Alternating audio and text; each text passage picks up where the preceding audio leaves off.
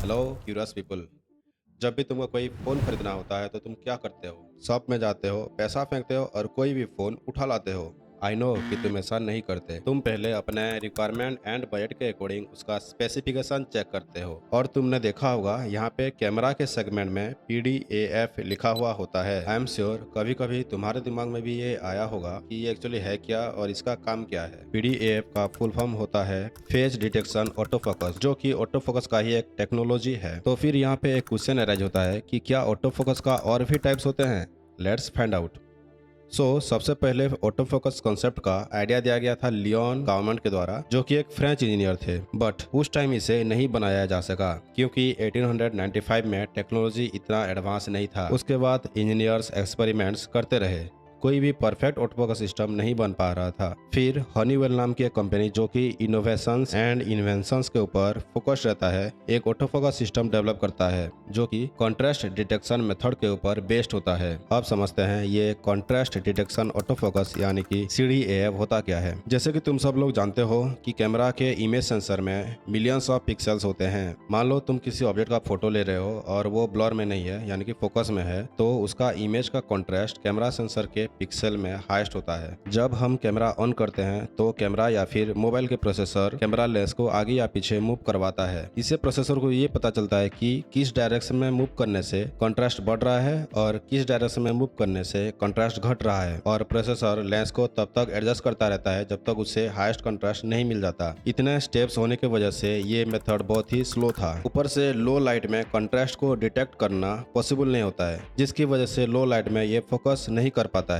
इसी प्रॉब्लम को सॉल्व करने के लिए हनीवेल ने लेजर ऑटो फोकस को डेवलप किया। कैमरा ओपन करने पर इंफ्रारेड बीम एक सेंसर से निकलकर ऑब्जेक्ट के ऊपर गिरता है। कैमरा सेंसर उसकी रिफ्लेक्शन को सेंस कर लेता है, जिससे प्रोसेसर को ऑब्जेक्ट की डिस्टेंस का पता लग जाता है। डिस्टेंस के हिसाब से प्रोसेसर फोकल लेंथ कैलकुलेट करता है और लेंस को मूव करवाता है। लो लाइट में यह सेंसर CDAF के बदले अच्छा काम करता था, बट इसका भी एक ड्रॉबैक है, द डिस्टेंस।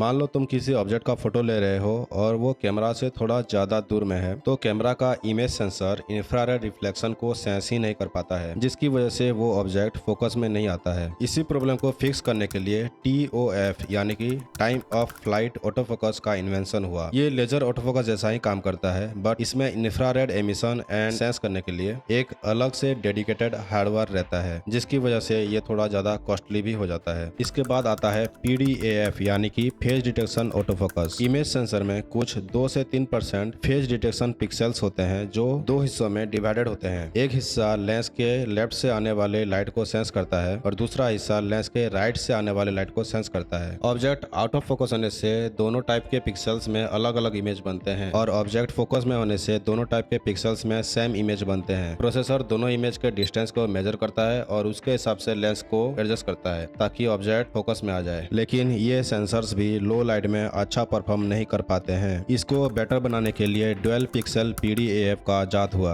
वर्किंग प्रिंसिपल्स दोनों में सेम है, बट डुअल पिक्सल PDAF में इमेज सेंसर के सारे पिक्सेल्स ऑटो फोकस में पार्टिसिपेट करते हैं। इस सेंसर में हर एक पिक्सल 2 फोटोडायोड में डिवाइडेड होते हैं, जिसकी वजह से ये PDAF से काफी फास्ट होता है। सारे पिक्सल का एक टाइप का फोटोडायोड कैमरा लेंस के लेफ्ट से आने वाले लाइट को सेंस करते हैं और दूसरा फोटोडायोड कैमरा लेंस के राइट से आने वाले लाइट को सेंस करते हैं। PDAF और डुअल पिक्सल PDAF में बस इतना ही डिफरेंस होता है। फेस डिटेक्शन ऑटो फोकस के और एक एडवांस वर्जन है multi directional face detection auto focus. PDAF और डुअल पिक्सल PDAF दो इमेजेस को लेफ्ट टू राइट या फिर राइट टू लेफ्ट कंपेयर करते हैं। मल्टी डायरेक्शनल PDAF दो इमेजेस को up down left right even diagonally भी कंपेयर करता है, जिसकी वजह से ये लो लाइट में भी अच्छा परफॉर्मेंस देता है। प्लस वीडियोग्राफी में इसका कंटिन्यूअस ऑटो फोकस बेटर रहता है। हाई एंड मोबाइल फोन्स जैसे Samsung Galaxy S24 ultra, OnePlus 13R, इन सब में तुमको ये मल्टी डायरेक्शनल PDAF देखने को मिलेगा। वहीं iPhone 16 Pro, Samsung Galaxy S25, Sony Xperia 1 VI में तुमको